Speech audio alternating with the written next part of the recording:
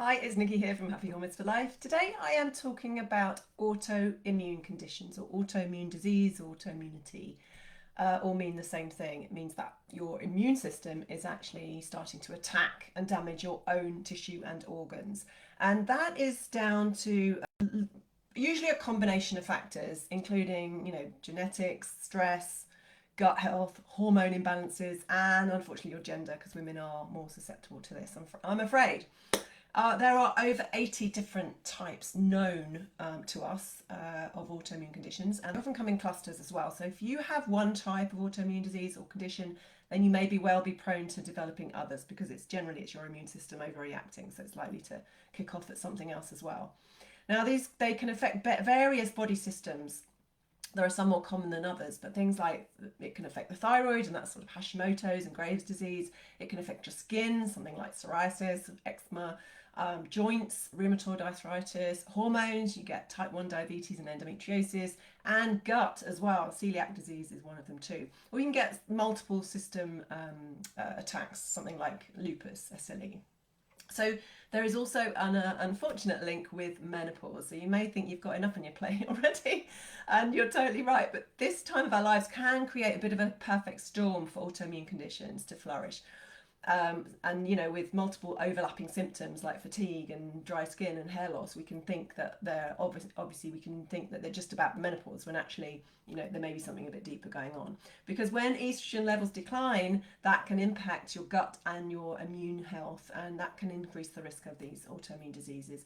It is shown, the research showing that women are more likely than men to develop autoimmune diseases. 70% of all autoimmune conditions affect women. And the risk increases after menopause as well.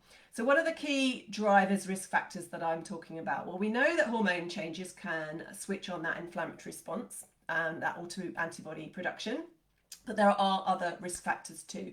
So things like genetics. Yes, of course, you may have a family history of autoimmune disease, and that can increase your risk of developing one as well. But I must say that genetics is only one piece of the big puzzle around this. So in fact, it's thought by some that actually genetics only account for a really small percentage of autoimmune disease. The rest is all down to diet and environmental factors. So this is really, really important. You may have a genetic susceptibility, but you need to switch on those genes to be able, but through your diet and lifestyle, for that condition to manifest. So making sure that you're doing all the right things can really massively reduce your risk if you're genetically susceptible.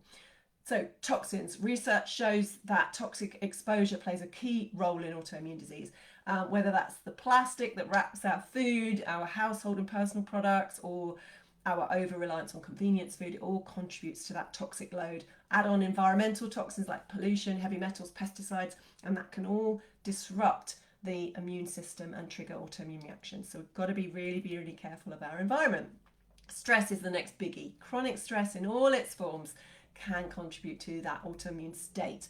So it could be that stressful relationship, it could be the nutrient deficient diet, it could be too many processed foods, or actually emotional stress like feeling unfulfilled or lonely, or even just poor quality sleep. These are all stress factors. They're not all of them, but they're all stress examples of stresses that can increase cortisol, increase the stress load on the body, and subsequently our resilience to stress, and that all affects the gut and the immune system.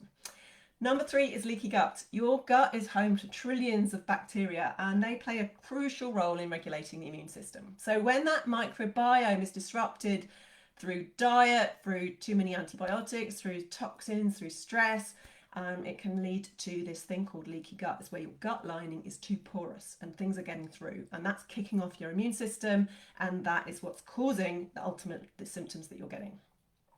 Lastly, diet. Food is a massive trigger for autoimmunity. It can really exacerbate it. So in lots of different ways. So whether it's inflammatory foods, whether it's nutrient deficient stuff, you've got a diet but it's not getting those nutrients in that your gut needs, whether it's bad fats or too much sugar, too few plant foods, too few fermented foods, that kind of stuff that's supporting your microbiome. All these are contributors to inflammation in the body. And then things like gluten and dairy, if you're sensitive, that's going to be probably triggering more inflammation and autoimmunity in some people, not everyone, if you're genetically predisposed or you've got an intolerance that's built up. So those are kind of some of the things that can be contributing. What are the conventional treatments? Well, obviously, the thing with autoimmune disease is that it affects different parts of the body. So whatever part of the body that it's affecting, you're going to get generally referred to a specialist in that area. So if it's your thyroid, you're going to go to an endocrinologist. If it's your joints, you'll go to a rheumatologist. Your skin, you're going to go to a dermatologist, that kind of thing, right? So the problem with that is that they'll all treat you in their own different ways. The problem with it is that autoimmunity is actually by nature is not a problem with the parts that it's attacking, it's a problem with your immune system. So none of these specialists are going to be really looking for the root cause, which is actually in your gut. And if you're unlucky enough to have multiple AI conditions, which is sadly quite common, you're going to have a hard time getting those various specialists to talk together and work together on your behalf to get that root cause looked at. You're going to likely get passed around the system and put on multiple drugs. When you do it, when you look at it in the functional medicine way, which is our approach, we're looking for the root cause of what's going on in the immune system, which is generally in the gut, because that's where the immune system lives. So we're using functional health tests to look for the root cause of that autoimmune reaction. And that way we're targeting the origin rather than just trying to manage the symptoms. I hope that makes sense.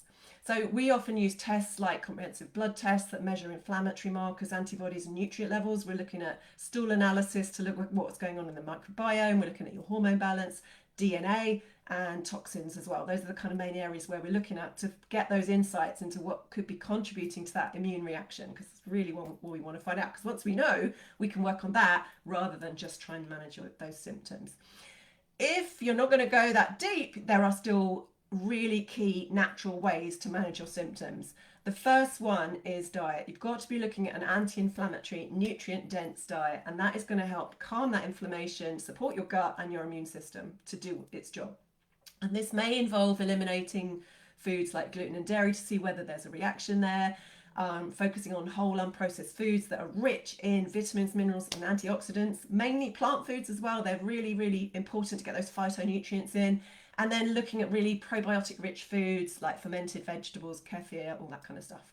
And that's really going to help support the gut and improve your immune function. Things like bone broth, really helpful, collagen to heal that gut lining as well. Secondly, we want to be looking at environment, reducing those toxins. That might involve switching to more natural household and personal products, avoiding pesticides, so eating a little bit more organic, limiting plastics and filtering your water, things like that. Exercise, heat therapy, massage, adequate hydration, all good ways to support that liver and the natural detoxification pathways, along with nutrients like NAC and N-acetylcysteine and milk thistle can really help to kind of support the liver as well. Number 3 is to manage stress, because if you're not doing if you're just doing all the other things and not managing the stress, it's not going to make any difference, because that chronic stress is just going to lead to more inflammation. So that non-negotiable self-care time that I talk about in every single video is so important here as well. Whether that's your 10-minute meditating or going for a walk in nature, whatever it is you do to calm your system down. Taking magnesium and an adrenal formula with adaptogens can also really help to kind of calm that nervous system down. Number 4 is rebalancing that microbiome. Now, you can take a good quality probiotic, but it's very general, so you're not really sure whether your body actually needs that. You know, when we're looking at doing a stool test on people, we actually investigate what kind of bacteria is there, what strains you have, what strains are too many and too little, and then we can really target that probiotic supplementation to make sure that you're getting exactly what you need. If that's not possible, you can, support with a general probiotic. It may or may not work depending on what's going on for you, but I would be also supporting with supplements that really boost your or support your immune system and your anti-inflammatory protocols like B vitamins, zinc, selenium, omega-3, vitamin D and other vital nutrients that you may not be absorbing or getting through your diet. We have a whole array of favourite brands at happyhormonesforlife.com/shop-now. They're not our brands, they're the ones we recommend for our clients and that we love and that actually give us really good results. What works for you will actually ultimately depend on what your causal factor is for your autoimmune condition. So that could be different for everyone. Adopting those natural protocols will help to kind of calm that immune response and manage flare-ups, but it may actually never actually get to the root cause. So if you can go further and get personalised help, it can make all the difference. And of course, this comes at a cost because this is only available privately, but this level of support can be life-changing. If you're ready to go deeper and get help with your autoimmune condition, do contact us for more information. And we will get that over to you straight away. If not, really hope this has been helpful today, and wishing you all the best. I'll see you next time.